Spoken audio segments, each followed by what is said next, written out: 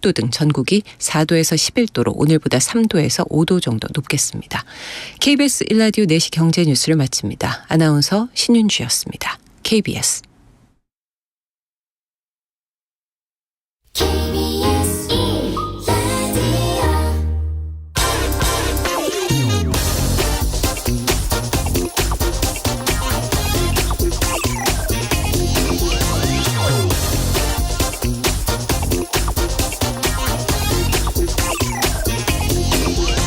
김건희 여사가 도이치모터스 작전 세력이 관리한 우리기술이라는 회사의 주식도 거래한 의혹이 있다고 지난주 뉴스타파가 보도했습니다. 대통령실은 이 의혹을 제기한 민주당 김의겸 의원을 고발하기로 했습니다. 근거도 없이 허위 보도를 하고 또 의혹을 제기했다면 이거 처벌받는 것이 당연합니다. 뉴스타파의 보도는 모두 재판 과정에서 공개된 내용들입니다. 도이치모터스 주가 조작 사건 피의자들이 같은 시기에 우리기술이라는 회사의 주가도 부양시킨 의혹이 있는데 김건희 여사와 윤석열 대통령의 장모 최은순 씨도 이 우리기술 주식을 사고 팔았다는 사실을 검사가 법정에서 공개했습니다.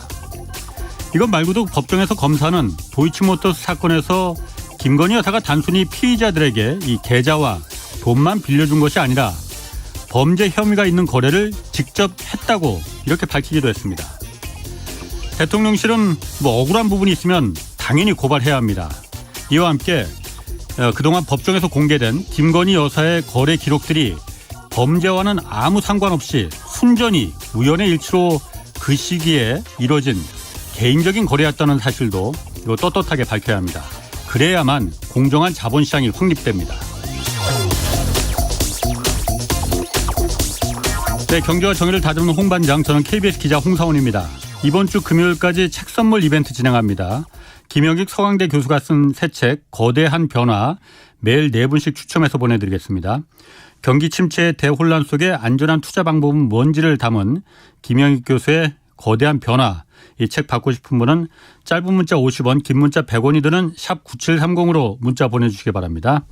자, 홍사원의 경제쇼 출발하겠습니다. 유튜브 오늘도 함께 갑시다.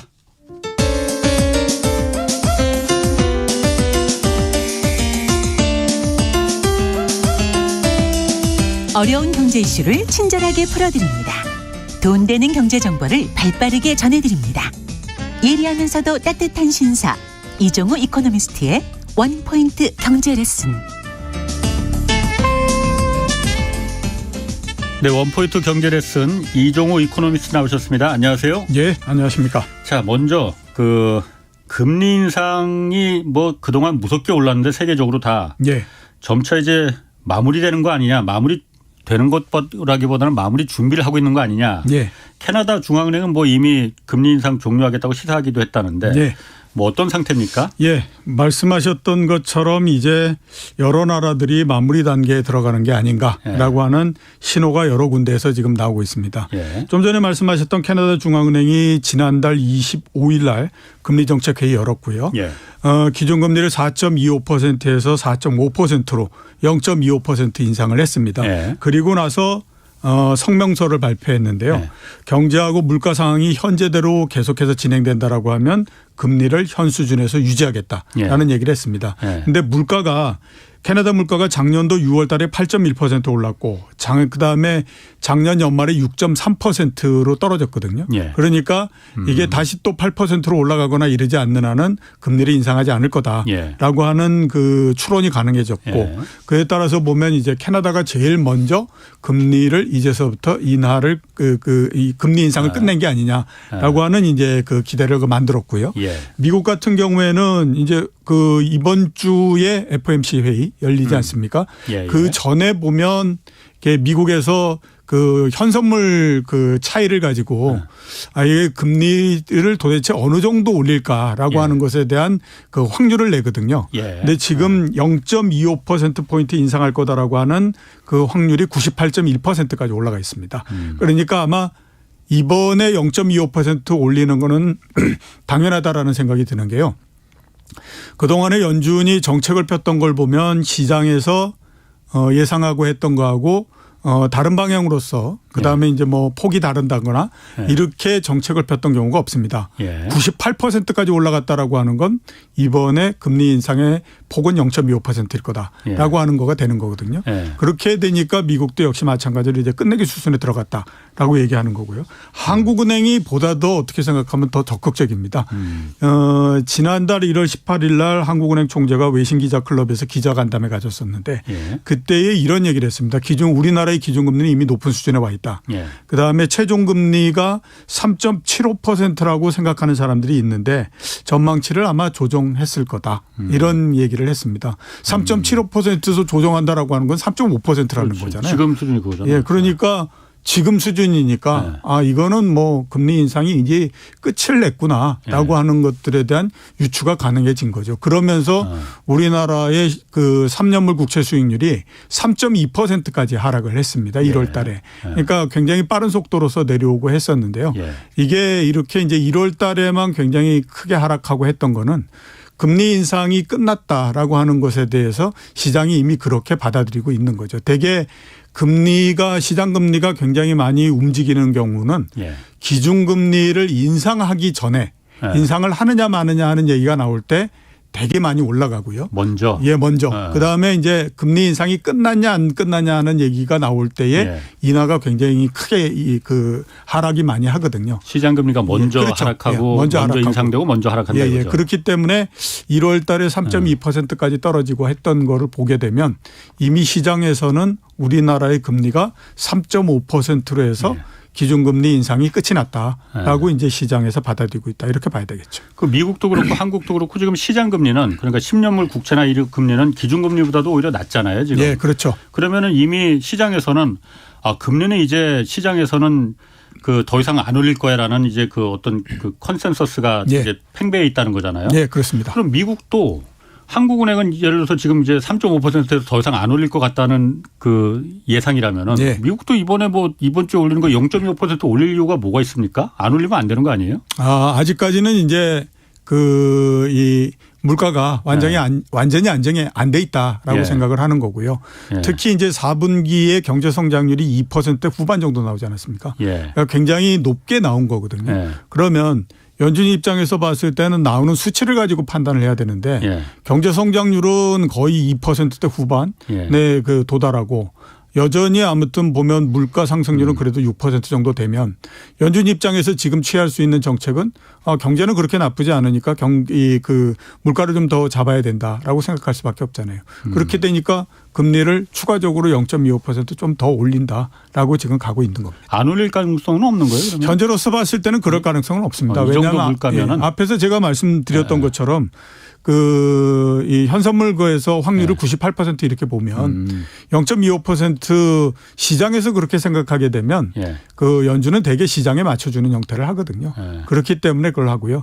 이제 기준금리는 뭐 그 다른 역할보다도 시장 금리가 일정 수준 밑으로 떨어지지 않게 만드는 그런 역할을 하는 거 아닌가라는 생각이 듭니다. 그러니까 기준금리를 이번에 올리면 4.75% 되고요. 한 번 더 올리면 5.0% 되잖아요. 그리고 지금 10년물 국채 수익률이 3.5%인데 아무리 뭐 그 금리 인상이 끝나고 어쩌고 뭐 한다고 하더라도 앞으로 바로 금리 인하를 하고 이렇게 들어가지 않는 한 기준금리가 5%인데에 시장 금리가 3.5% 밑으로 더 내려갈 수는 없잖아요. 그러니까 아마 이제서부터 기준금리라고 하는 거는 다른 역할보다도 시장금리에 미치는 영향은 시장금리가 너무 떨어지지 않게 만드는 3.5% 밑으로 내려가지 않게 만드는 그런 역할을 하는 정도 아닌가라는 생각이 듭니다. 뭐 얼마 전까지만 해도 막 이제 시장금리가 막 이렇게 껑충껑충 뛰는 그걸 겁내했었는데 지금은 오히려 껑충껑충 내려가는 걸 겁내한다 이거죠. 예, 그렇죠. 그러면 사실 제가 이렇게 보면은 뭐 앞으로에 어떻게 될지 그 누가 알겠습니까만은 뭔가 좀 샴페인을 터뜨리는 듯한 그런 그 느낌이 좀 든단 말이에요. 네, 그렇죠. 이제 어려운 시기는 고난의 행군은 다 끝났구나. 이제부터 다시 그 시절이 옛날 2, 3년 전 그 시절이 다시 열리기 시작했어. 그 뉴스 기사들이나 이런 거 보면은 전반적인 분위기가 그런 분위기가 읽혀지거든요. 네, 그렇죠. 아마추어인 제 입장에서는. 예. 이러다가 물가가 다시 한번 옛날 90년대도 한번 그랬다면서요. 80년대, 90년대도. 한번 꺾이는 것 같다가 그때 샴페인 터뜨리니까 정말 주체 못할 정도로 확 튀어버렸잖아요. 그럴 가능성 없어요? 그게 이제 70년대에 있었던 일인데요. 예. 그럴 가능성은 별로 없다라고 봐야 되죠. 왜냐하면 예. 70년대 같은 경우에는 정말로 수요가 굉장히 커가지고 예. 수요에 따른 인플레이션이 굉장히 컸기 때문에 예. 그거를 감당하기가 굉장히 어려운 형태였거든요. 그 이전에 그런 수요 인플레이션이 발생했던 이유를 보면 세계적으로 60년대 뭐 이러면서 인구가 30억 명이 더 늘어났습니다. 예. 그러니까 그거를 감당하기가 굉장히 어려운 형태였잖아요. 그렇게 되다 보니까 수요 인플레이션이 굉장히 크면서 이게 뭐 일시적으로 내려갔다가 다시 올라갔다가 막 이런 일이 벌어진 건데 지금은 그런 상황이 아니기 때문에 이게 물가가 더 크게 상승을 하거나 이러기는 좀 쉽지 않다라는 생각이 들고요. 지금 이제 먼저 샴페인을 터뜨리고 이러는 것들도 제가 생각하기에는 조금 지나면 아마 조금 주춤해질 겁니다. 왜냐하면 샴페인을 먼저 터뜨리는 가장 큰 이유는요. 1월 달에 주가가 올라갔기 때문에 그렇습니다. 그러니까 되게 보면 우리가 3대 엄청 올라갔어요. 미국이나 한국이나. 3대 가격 변수라고 얘기하는 주가 그다음에 환율 금리 예. 이거 가지고 사람들이 경제가 어떻게 되느냐 하는 것들을 굉장히 많이 판단을 하거든요. 예. 근데 1월 달에 주가가 상당히 많이 상승을 하니까 야 드디어 이제 뭔가 그 바닥을 치고 뭔가 하는구나 예. 이런 생각을 하고 있거든요. 그런데 현재까지의 주가를 보면 지난 작년도 7월 달서부터 쭉 이어지고 있는 박스권에서 그렇게 벗어나 있는 상태가 아닙니다.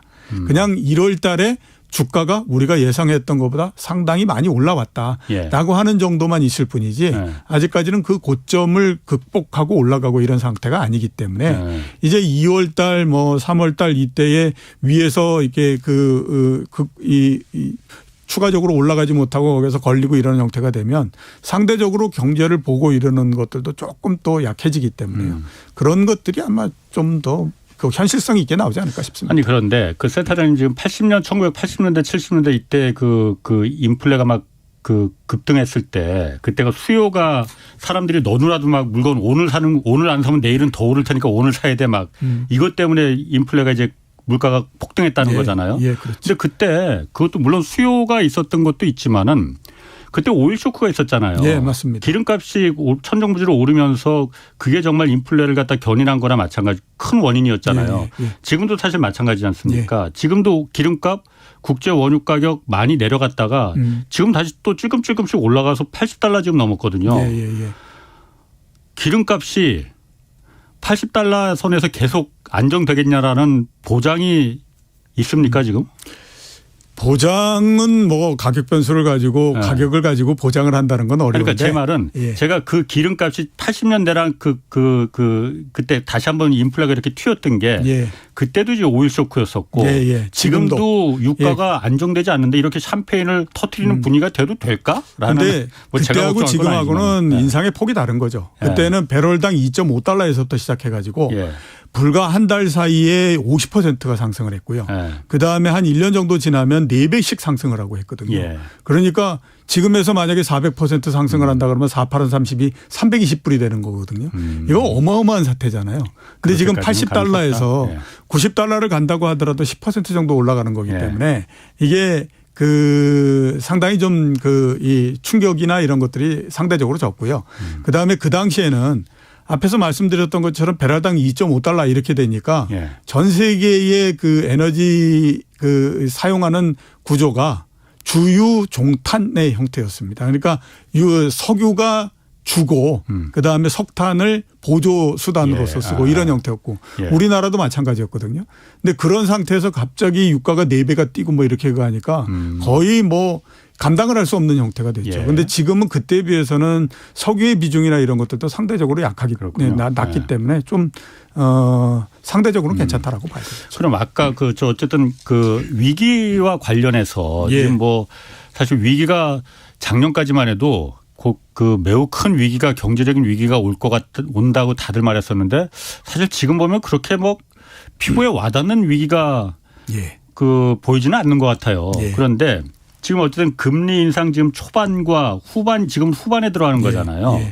초반과 후반 어느 쪽이 더 좀 영향력이 크고 위험한 위기는 금리 인상 초반에 위기가 발생하는 경우는 없습니다.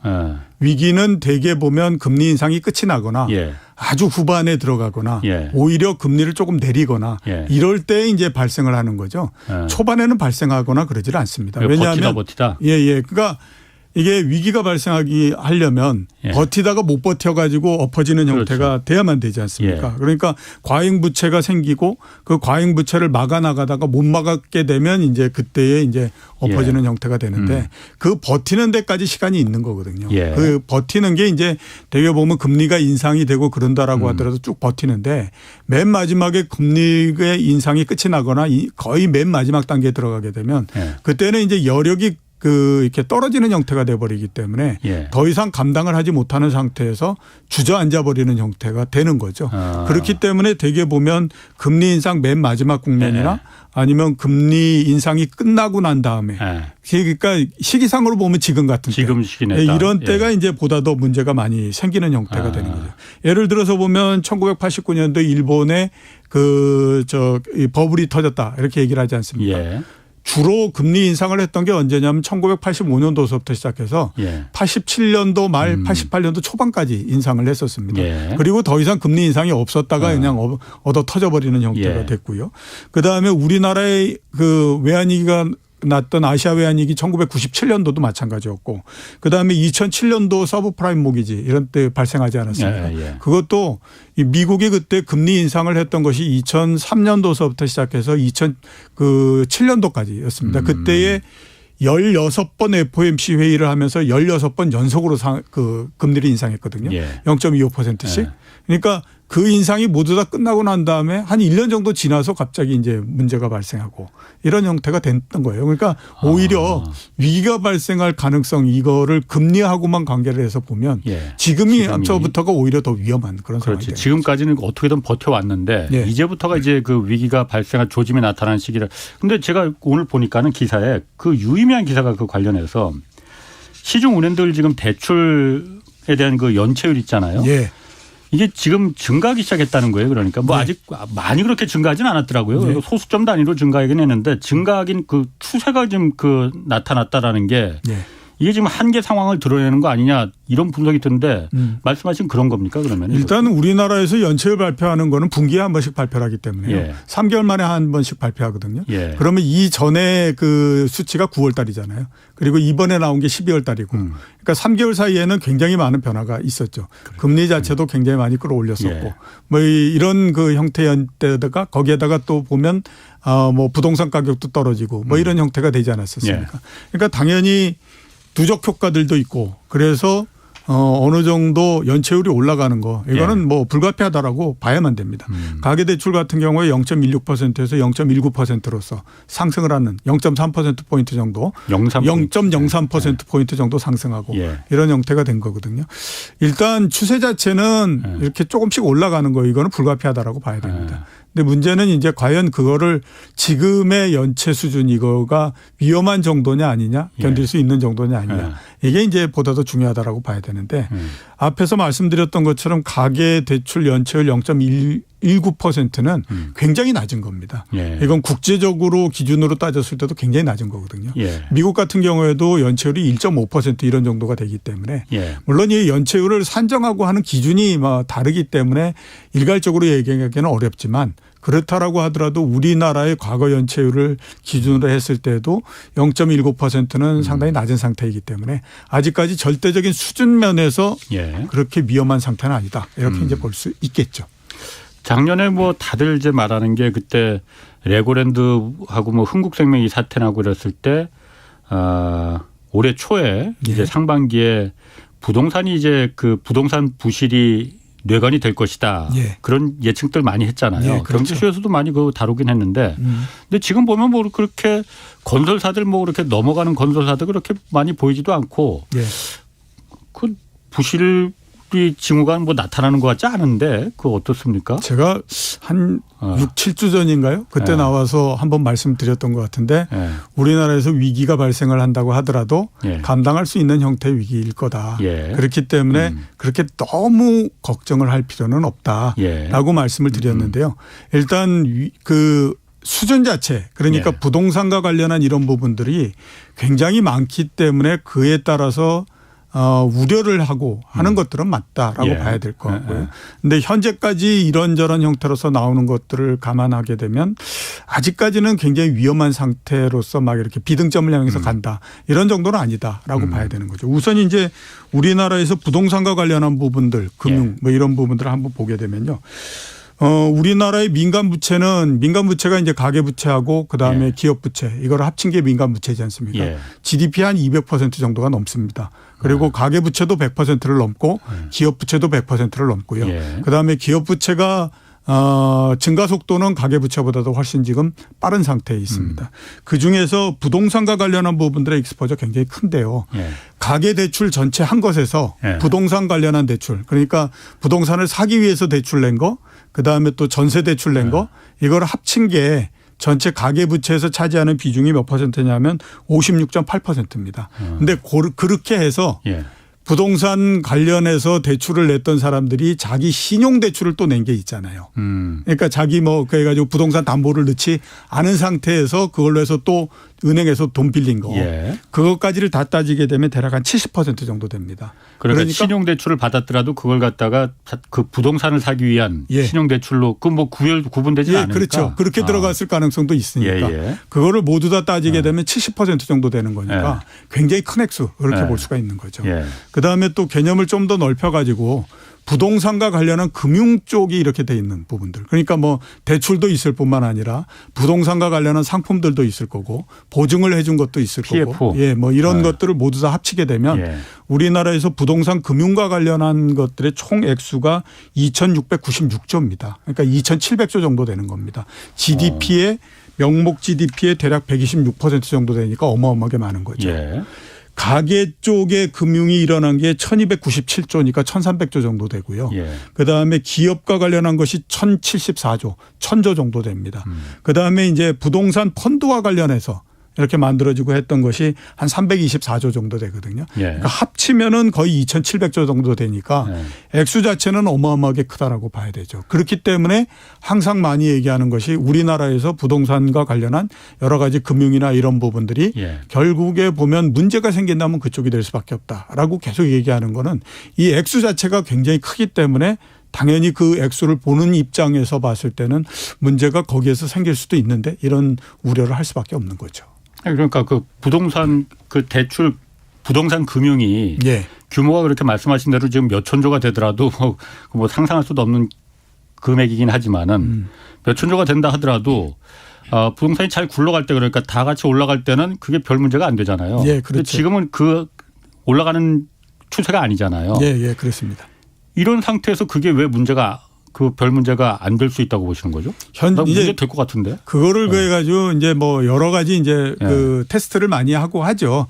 이른바 이제 은행들이 어떤 여러 가지 이제 악성의 상황을 놓고 이걸 견딜 수 있느냐 없느냐 하는 것들을 보기 위한 스트레스 테스트를 많이 하는데요. 현재까지 나온 것들을 보게 되면 스트레스 테스트에서 그래도 양호한 형태의 계속 수치가 나오니까 그 정도인데도 이제 그래서 그렇습니다. 예를 들어서 보게 되면요.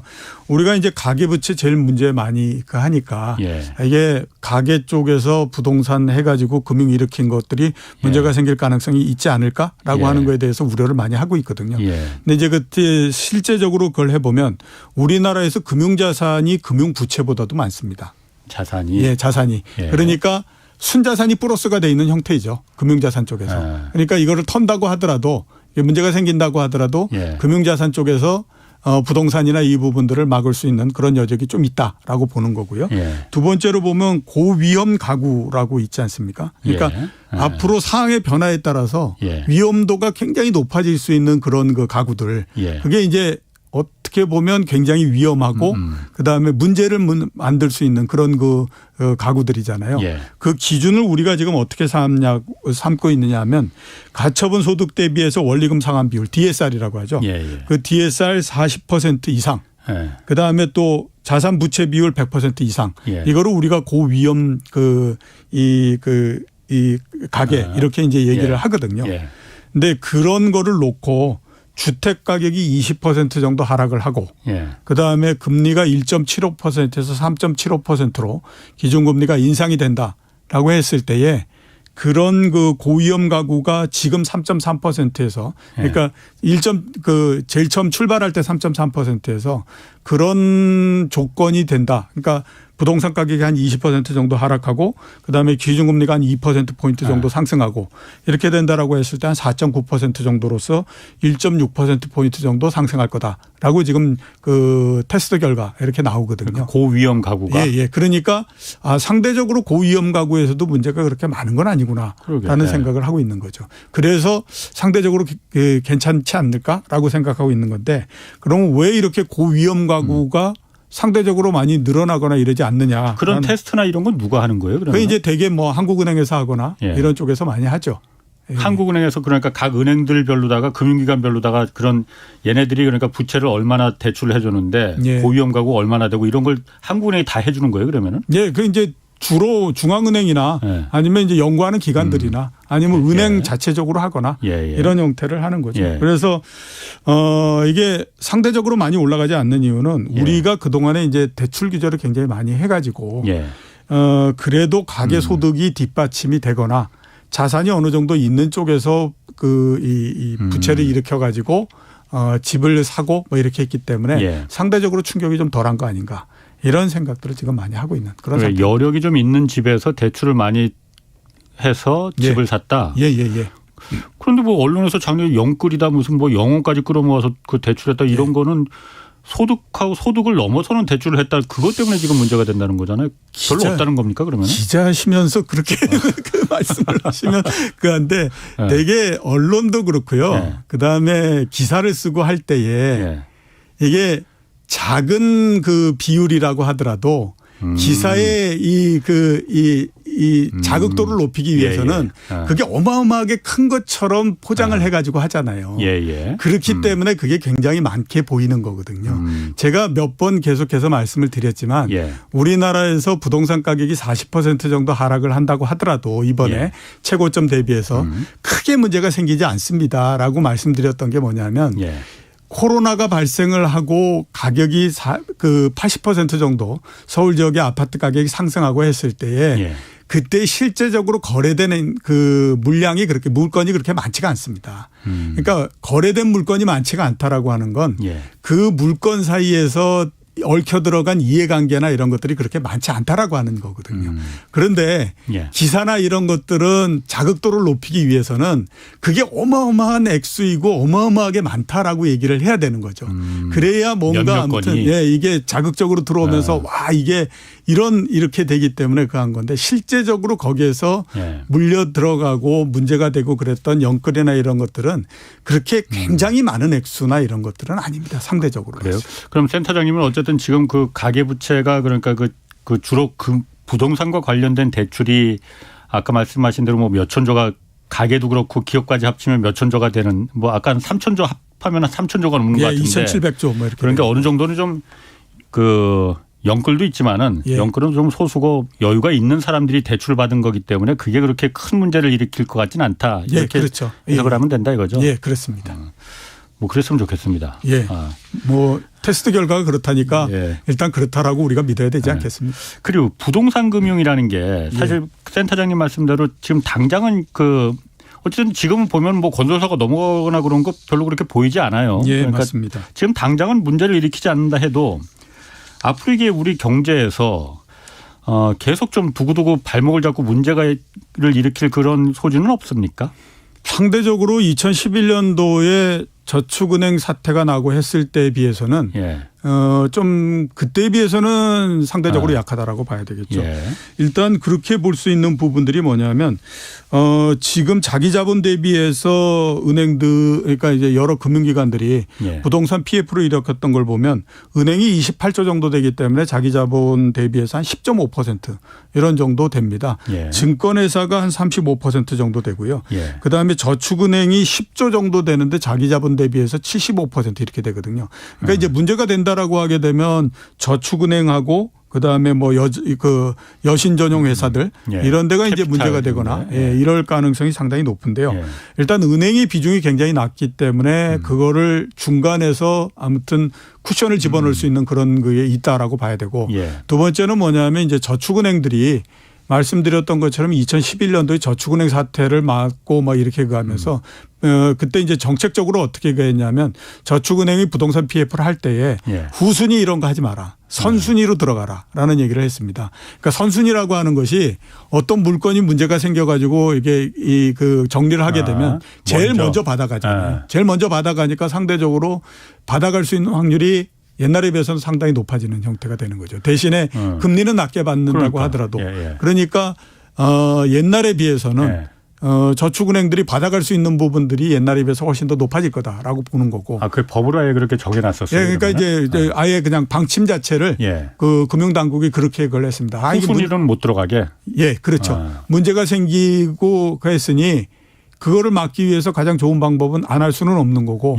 그러면 한다라고 하면 먼저 선순위 해가지고 먼저 확보하는 형태로서 해라. 그렇게 되면 상대적으로 뭐 안정적이지 않겠느냐 이렇게 되는 거죠. 그렇게 했기 때문에 상대적으로 보게 되면 조금 아무튼 룸은 있다라고 볼 수가 있고. 그렇게 되다 보니까 작년도 10월 달 이때 레고랜드 나고 난 다음에 막 세상 난리가 날 것처럼 막 했지만 한 2개월 정도 지나니까 상대적으로 조금 뜸해지는 형태가 되지 않습니까? 그런 것들이 그런 모든 것들이 다 이렇게 엮이면서 그렇게 된 형태다라고 봐야 되는 거죠. 그러면 저축은행이나 뭐 캐피탈 뭐 이런 그리고 거기 얽힌 이제 증권사나 중소건설사들도 그렇게 막 한국은행도 좀 위험하다고 그때 그런 보고서는 나오긴 그렇죠. 나왔었는데 실제로 그렇게 막 그 위험이 급격하게 나타나고 이럴 것 같지는 않다. 그러니까 뭐 이렇게 생각해 보시면 그합니다. 네고랜드를 비롯해서 부동산 PF가 한참 안 좋고 뭐 해서 문제가 생긴다라고 했을 때에 증권회사 한 2-3개 정도 날아갈 수 있고 저축은행은 4-5개 날아갈 수 있고 그다음에 또 그 건설회사 한 뭐 4-5개 날아갈 수 있고 그런데 자, 그런 정도 문제가 생기는 게 한국 경제가 정말 못 막을 정도일 거냐. 그거는 아니다라고 하는 거죠. 그렇게 되면 제가 옛날에 말씀드렸던 것처럼 이거는 감당할 수 있고 그다음에 핸들링할 수 있을 정도의 위기 이렇게 가기 때문에 지금 시장에서 굉장히 우려하는 그 위기하고는 조금 다른 형태가 될 가능성이 있다라고 봐야 되는 거죠. 그렇군요. 자, 좀 다른 주제로 넘어가서 요즘 난방용 가스요금 이거 불만이 굉장히 큽니다. 예, 그렇습니다. 일단 가스요금 폭등한 이유가 전쟁 때문. 일단 그거죠? 전쟁이죠? 전쟁도 있고요. 결정적인 것들은 전쟁이 굉장히 크게 역할을 했고 전쟁이 이전에 2021년도 6월 달 정도 이때서부터 올라오기 시작을 했거든요. 그거는 이제 그것보다는 코로나가 예상보다도 별로 그렇게 뭐 강하지 않네. 그러니까 앞으로 경기가 괜찮아지지 않겠어? 라고 하는 기대하고 그 당시에 한번 돌이켜서 생각해 보시면 공급난이라고 하는 것이 있었잖아요. 그때 에너지 공급난도 있었거든요. 그렇게 하면서 올라왔기 때문에 이렇게 된 겁니다. 그래서 우리가 난방비 폭등 이거를 알기 위해서는 그동안에 이제 그 LNG 천연가스 이게 도대체 가격이 어떻게 움직였는지 하는 것들을 먼저 볼 필요가 있습니다. 그 전에 그러니까 뭐 코로나가 나기 전 이럴 때는 $3 정도 그러니까 그에서 굉장히 안정적인 형태로서 오랜 시간 동안 유지돼 왔습니다. 2016년도서부터 시작해 가지고 한 4-5년 동안에 걸쳐서 한 $3를 기준으로 해서 위아래로 조금씩 움직이는 정도로서 굉장히 안정적으로 움직여 왔고요. 코로나가 나고 난 다음에 오히려 $2로서 떨어졌습니다. 그때는 이제 코로나가 나고 난 다음에 경제가 굉장히 안 좋을 거다라고 해 가지고 우려를 해서 $2 정도로서 떨어졌고 그다음에 이제 코로나가 한 다음에 막 이제 여러 나라들에서 그 정책적으로서 이 지원해주고 소비할 수 있게 해주고 이렇게 하다 보니까 이제 2021년도 들면서부터 가격이 조금씩 상승을 하기 시작을 했거든요. 그래서 2021년도 한 그 4월 달 정도 되면 다시 $3를 통과해서 올라갑니다. 그리고 말씀드렸던 것처럼 공급난이 생기고 뭐하고 이렇게 하면서 2021년도 10월 달 되면 $6까지 상승을 합니다. 그리고 이제 작년도 2022년도 2월 24일 날 우크라이나 사태가 발생을 하잖아요. 그리고 $9까지 상승을 해보는 형태가 됐거든요. 그러니까 문제가 되는 건 언제냐 하면 2021년도 10월 한 그 7, 8월 달 이때 이제 한 $3를 넘어서서 $4가 돼서 그 작년도 그래서 막 한 10월 달 이때 9달러까지 예. 요때에 대략 한 1년 동안 요때가 가격 변동이 워낙 심했기 때문에 그거 정도가 문제가 된 거고요. 예. 나머지 기간 동안에 그렇게 크게 문제가 되거나 그런 것들은 없었던 기간 이렇게 이제 볼 수가 있는 거죠. 되게 우리나라에서 LNG를 들어와 가지고 그거를 가지고 이제 이 전기를 만들고 이렇게 하지 않습니까? 예. 근데 이 그 LNG 도입 가격보다도 이게 그 가스비나 이렇게 공급해 주는 예. 가스비나 이런 것들이 상대적으로 더 그 도입 가격보다도 더 그 높게 되면 여기에서 이제 그 가스공사나 이런 데가 손실이 발생을 하잖아요. 예. 그 손실 발생하는 거를 뭘로 잡느냐면 미수금으로 잡습니다. 그러니까 그쪽도 미수금이라고 하는 그 항목으로 잡았다라고 하는 거는 원래 옛날서부터 이런 것들이 굉장히 많았다라고 하는 거예요. 아, 가스가 들락날락하니까. 네, 들락날락하니까 이게 어떤 때는 손실도 봤다가 예. 또 시간이 지나면 이익도 봤다가 이렇게 예. 하니까 이거 일단 아무튼 못 받은 걸로 해놨다가 예. 시간이 지나서 국제 그 천연가스 가격이 떨어지고 그러면 다시 채워넣는 그때는 걸로. 이익을 내는 거니까 그때는 다시 또 이게 그 하는 거고 미수금 갚는 걸로. 이렇게 해서 이제 미수금으로 잡아놓은 형태가 예. 되거든요. 그래서 이 미수금들을 보면 그걸 알 수가 있습니다. 2018년도에 예. 미수금이 200억 정도였고요. 예. 2019년도가 되면 1조 2천억 원 정도가 1조 3천억 원 정도가 됩니다. 예. 그런데 문제는 뭐냐면 2020년인데요. 2020년도에는 미수금이 7천억으로 다시 줄어듭니다. 그때 가스 가격이 네, 내려갔을 그러니까 가스 가격이 앞에서 말씀드렸던 것처럼 2달러로 2달러로 떨어지니까 상대적으로 괜찮아진 거죠. 예. 그다음에 2021년도에 1조 7천억 원으로서 다시 늘어납니다. 예. 이거는 말씀드렸던 것처럼 이제 2021년도에 중반서부터 올라가게 예. 되니까 당연히 이렇게 된 거고 예. 이제 2022년도에 예. 5조 10조 뭐 이러면서 늘어나니까 갑자기 이제 그때 문제가 생겨버리는 그런 형태가 되면서 이번에 이제 난방비 이게 이제 갑자기 문제가 된 거죠. 아니 그러면 지금 가스 가격은 다시 그러니까 좀 내려가고 있잖아요. 예.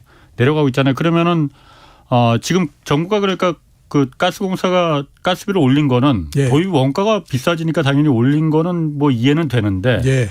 이게 도입 원가 올라간 만큼 그대로 이제 반영시켜서 지금 사람들이 불만이 많은 거잖아요. 예. 근데 이제 그거를 예. 이제 지금 뭐 여러 가지 얘기들이 있는데 이게 2022년도에 예. 상대적으로 상당히 많이 인상을 했기 때문에 예.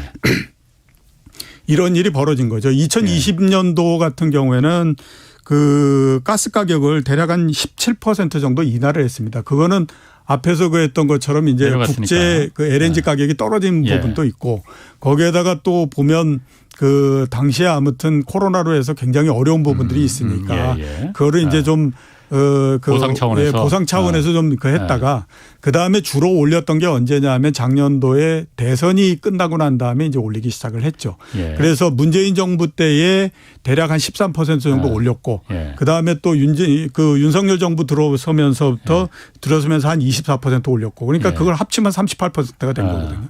그게 한꺼번에 올라가니까 예. 이게 뭐 특히 이제 겨울에 되면 난방비가 굉장히 그 관건이지 않습니까? 그렇죠. 그게 예. 한꺼번에 막 올라간 거에 이렇게 되니까 이게 웬일이냐 뭐 이렇게 되면서 이제 난리가 난 이런 형태가 된 거죠. 그럼 지금 가스 가격 국제 그 가스 가격은 좀 내려가니까 앞으로는 그럼 다시 내려갈 가능? 예, 그렇죠. 그러니까 거네, 그러면. 지금 막 그래가지고 뭐 문재인 정부 때 안 올려서 어떻게 됐다 막 이런 얘기를 하지만 이게 한 1년 정도에 걸쳐서 막 이렇게 움직였던 거거든요. 예. 이게 만약에 지금 국제 LNG 가격이 3달러까지 이렇게 떨어지고 그랬는데 이 가격이 계속해서 유지가 되면요. 이미 우리나라의 그 가스 가격이나 이런 것들을 말씀드렸던 것처럼 38% 넘게 인상을 해버렸기 때문에 나중에 가게 되면 국제 원자 LNG 가격보다도 네. 우리나라의 가스 가격이 더 높아지는 형태가 되면서 미수금이 그렇겠네. 계속해서 갚아지는 형태가 됩니다. 그렇겠네. 그러니까 시간이 지나면 괜찮아지는데 예. 지금 단계에서 딱 끊어서 가니까 이거 도대체 누가 잘못한 거냐 뭐 이러면서 막 싸움이 나가지고 서로 뭐 이렇게 저렇게 막 얘기를 하고 있는 그런 그 상태인 거죠. 근데 요즘 그 어쨌든 여야 간에 하여튼 서로 네 탓이다 내 탓이다 너 때문에 가스가 올라간 거다 우리가 올린 게 아니다 뭐 이 공방이 거세잖아요. 예, 예. 한 가지 좀 이해를 못하는 게 전임 정부에서 어쨌든 뭐 이게 그 문제다라고 하는 거는 뭐 아까 말씀하신 대로 뭐 그럴 수 있겠다 싶은 생각도 드는데 이게 탈원전 때문이다라는 건 탈원전하고 가스값 올라온 건 무슨 상관이 있는 거예요? 그거는 전혀 상관이 없고요. 네. 그냥 남을 비난하기 위해서 하는 얘기다라고 갖다 붙이더라도 뭐 근거가 있으니까 갖다 붙였겠지.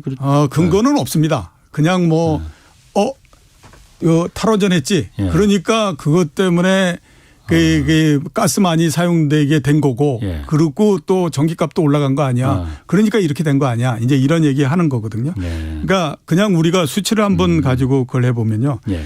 LNG를 가지고 그러니까 예. 천연가스를 가지고 전기를 생산하고 했던 예. 비율이 그러니까 이게 전기를 생산하는데 가스에 의존하는 비율이 예. 26.8%에서 29.2% 정도니까 예. 뭐 아주 소폭으로 올라가는 형태가 된 거죠. 예. 그러니까 상대적으로 그렇게 높게 올라간 것도 아니고요.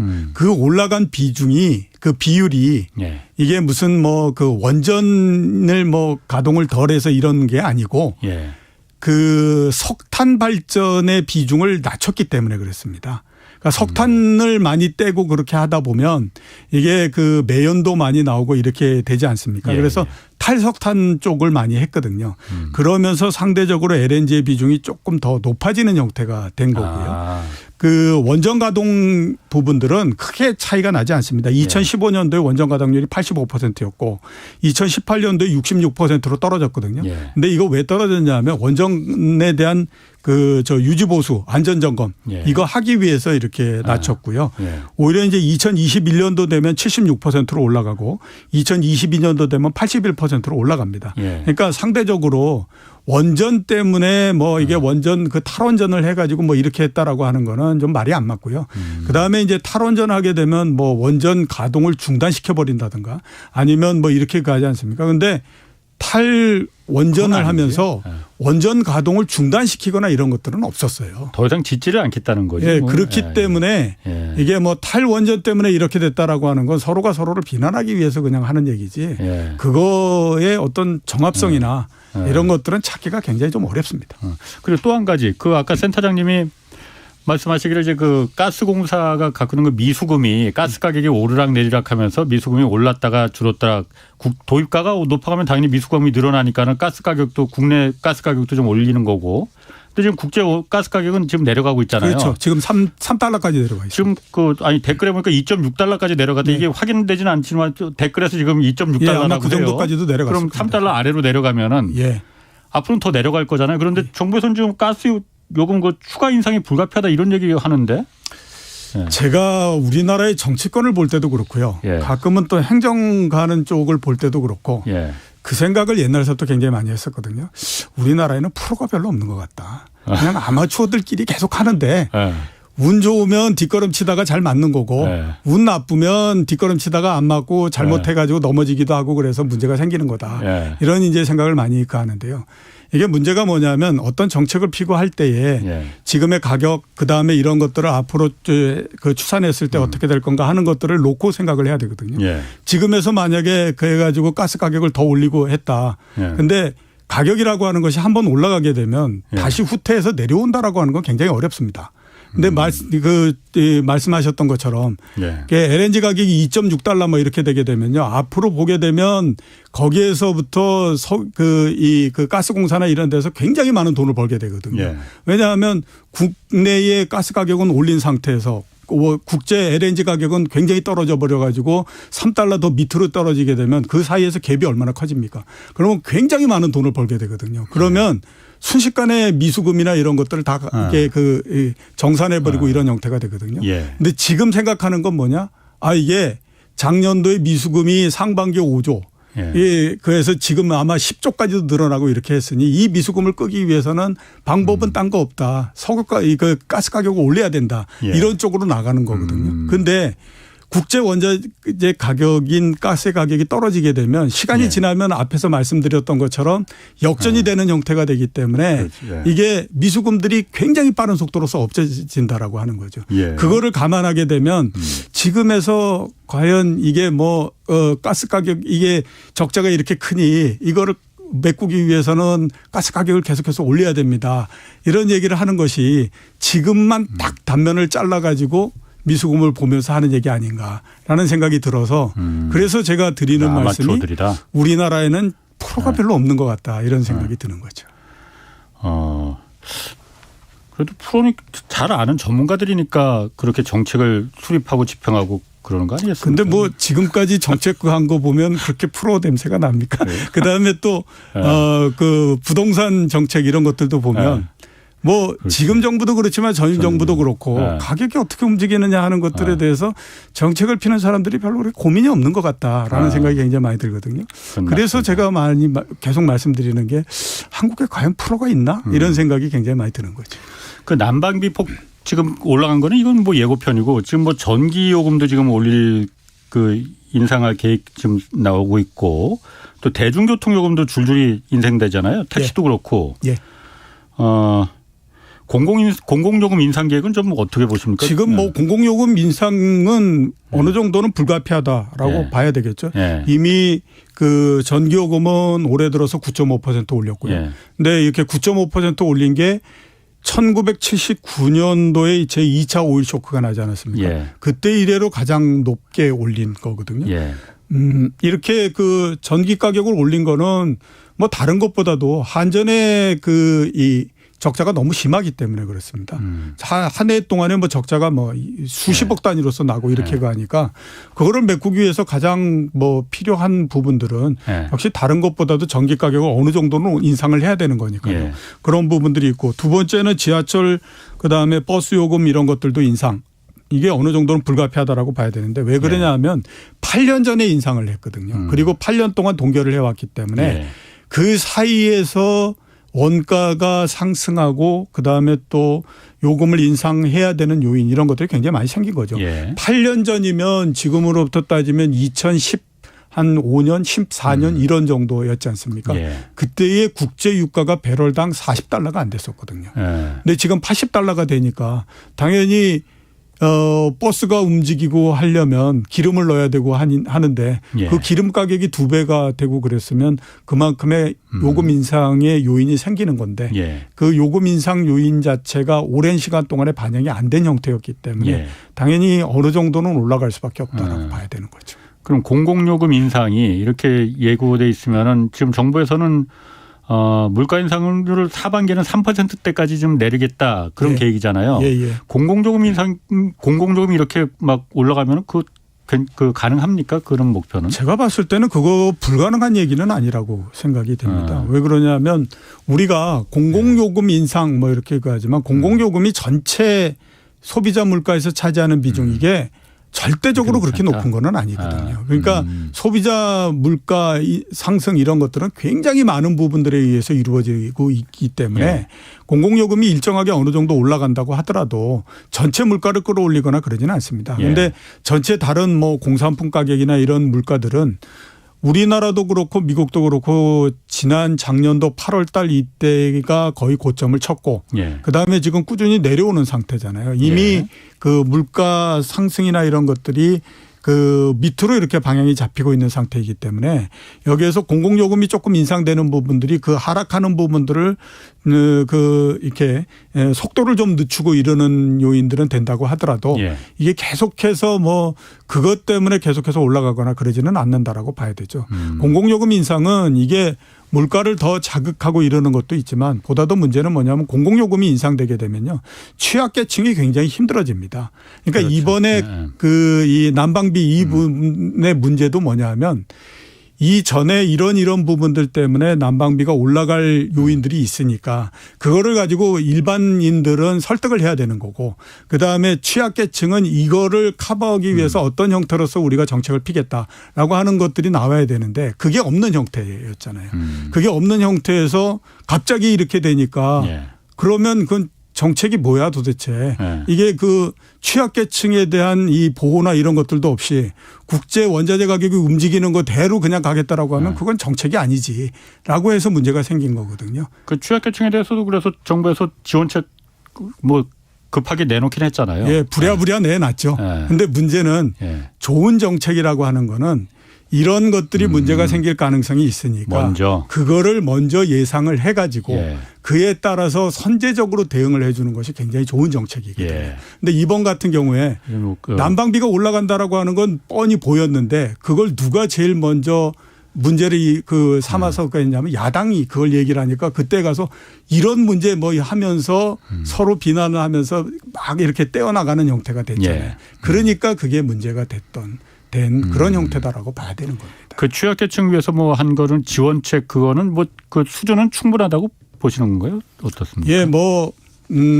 어느 정도는 그한데 지원이라고 하는 건 아무리 많다고 하더라도 항상 부족한 거야 아니겠습니까? 뭐 그렇죠. 그러니까 정책이 항상 그쪽에다가 좀 포커스를 둬서 예. 계속해서 정책을 하는 게 맞지 않나 싶습니다. 예, 알겠습니다. 아무튼 그 난방비 특히 이런 부분에 대해서는 어려운 사람일수록 더 춥게 느껴지는 거고 실제로 더 춥고 어려운 거니까 그 부분에 대해서 좀 정부가 잘 누구에게 손을 뻗쳐야 되는 건지 좀 잘 판단을 했으면 좋겠습니다.